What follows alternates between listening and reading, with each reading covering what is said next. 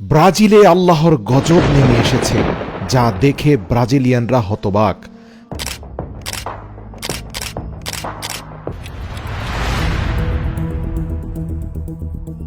ব্রাজিলে অনুষ্ঠিত এক বিশাল আনন্দ উৎসব, যার নাম কার্নিভাল।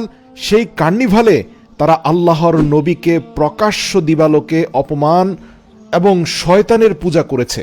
ফলস্বরূপ এক ভয়ঙ্কর আযাব নেমে এসেছে। কেন তারা শয়তানের পূজা করেছে আর কি ধরনের শাস্তি নেমে এসেছে, বিস্তারিত এই ভিডিওতে জানাচ্ছি। প্রিয় দর্শক, কিছুদিন আগে ব্রাজিলে অনুষ্ঠিত এক বিশাল কার্নিভাল সম্পর্কে একটি ভিডিও ভাইরাল হয়, যার মূল ইভেন্টে পুরোটা জুড়ে শয়তান এবং জিনদের ছবি চিত্রায়িত করা হয়েছিল। শয়তানের একটি লাল জ্বলন্ত মূর্তি তৈরি করা হয়েছিল। তারা সেই অনুষ্ঠানে জাহান্নামের ছবি এঁকেছিল, যেখানে দেখানো হয়েছে যে সমস্ত খ্রিস্টান এবং মুসলমানরা জাহান্নামে যাবে এবং সেখানে তারা সবাই শয়তানের সাথে বসবাস করবে।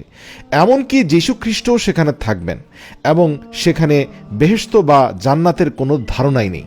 এবং সবচেয়ে বিস্ময়কর হলেও সত্য যে এইসব মানুষ খ্রিস্টান ধর্মের অনুসারী বলে দাবি করেছে।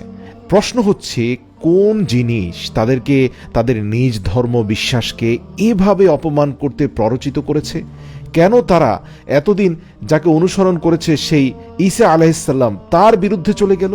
এবং এই কঠিন অবাধ্যতা ও শিরকের জন্য তাদের কি শাস্তি হয়েছে? প্রিয় দর্শক, ভিডিওতে স্পষ্ট দেখা যায় যে অন্য সব রাতের মতোই কার্নিভালের রাতে হঠাৎ পুরো ব্রাজিল জুড়ে আকাশে মেঘ জড়ো হতে শুরু করে। কিছুক্ষণের মধ্যেই সর্বত্র বজ্রপাতের শব্দ শোনা যায়, যখন তারা যিশুর মূর্তিকে শয়তানের সাথে লাগিয়ে এক কুৎসিত খেলায় মেতে উঠেছে। হযরত ঈসা আলাইহিসসালামকে অপদস্থ করেছে। বড়রা আকাশের দিকে তখন তাকিয়েছিল, কেননা ইতিমধ্যে ভয়ঙ্কর গর্জন শুরু হয়ে গিয়েছিল। তারপর প্রচণ্ড বৃষ্টি শুরু হলো, বজ্রপাত হলো এবং হঠাৎ করে পুরো ব্রাজিল পানিতে ডুবে গেল। মানুষ বুঝতে পারছিল যে আল্লাহ তাদের শাস্তি দিচ্ছেন। তখন তারা আল্লাহর ক্ষমতা সম্পর্কে ধারণা পায়। প্রিয় দর্শক, ইতিমধ্যে ব্রাজিলের মানুষ ভয়াবহ বন্যার কবলে পড়েছে।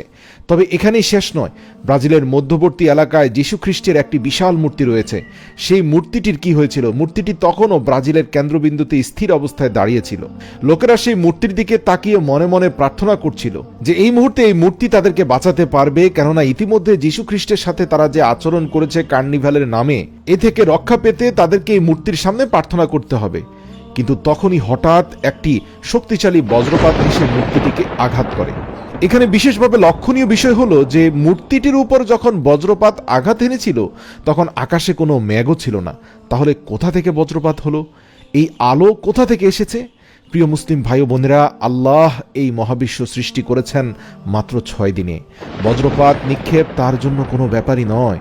আল্লাহ সর্বশক্তিমান এবং মহাপরাক্রমশালী।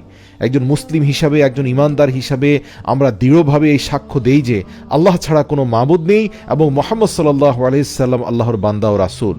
ব্রাজিলে ভয়ঙ্কর ভূমিধস এবং ভারী বর্ষণ এবং ভয়ঙ্কর বন্যার কবলে মৃত্যু হয়েছে অসংখ্য মানুষের, এবং সরকার বিশেষ জরুরি আইন জারি করে কার্নিভাল শেষ করতে মানুষকে বাধ্য করেছিল।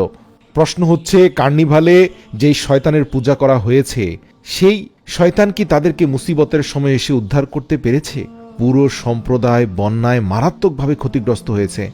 সবচেয়ে দুঃখজনক হলো, এই কার্নিভালের কারণে ক্ষতিগ্রস্ত মানুষকে সাহায্যের জন্য কোনো দেশ থেকে তেমন কোনো সাহায্য ব্রাজিল পায়নি, কেননা এই কর্মকাণ্ডকে কোনো খ্রিস্টান দেশও সমর্থন করেনি। এই কার্নিভাল সারা বিশ্বব্যাপী অত্যন্ত সমালোচিত হয়েছে। তার থেকেও বেশি পরিমাণে পুরো বিশ্বে আলোচিত হয়েছে কার্নিভাল শেষ হওয়ার আগেই আসমানি যে গজব নাজিল হয়েছে তার প্রচার। বিশেষ করে খ্রিস্টানরা বলাবলি করছিল যে হযরত ঈসা আলাইহিসসালামকে নিয়ে ঠাট্টা বিদ্রুপকারীরা সেখানে শাস্তির স্বাদ আস্বাদন করেছে। আল্লাহু আকবার। আল্লাহ শিরককারীদেরকে ছেড়ে দেন না। তিনি সবচেয়ে দয়ালু, তিনি বান্দার উপর রহম করেন।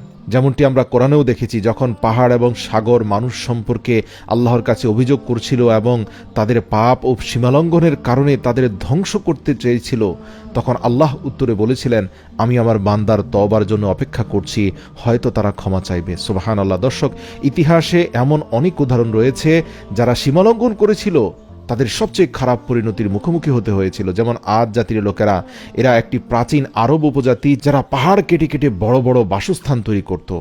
এখন বর্তমান ইয়েমেনে তাদের বসবাস ছিল। কোরআন বলছে তারা আল্লাহর অবাধ্যতা এবং নবী হুদ আলাইহিসসালামের দাওয়াত প্রত্যাখ্যান করার শাস্তি হিসেবে আল্লাহর প্রেরিত একটি শক্তিশালী আযাব বাতাস দ্বারা ধ্বংস হয়েছিল।